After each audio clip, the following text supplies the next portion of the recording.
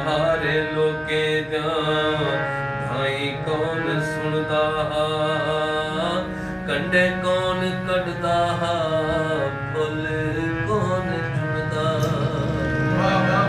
ਉਹ ਕੰਡੇ ਕੌਣ ਕੱਢਦਾ ਫੁੱਲ ਕੌਣ ਚੁਣਦਾ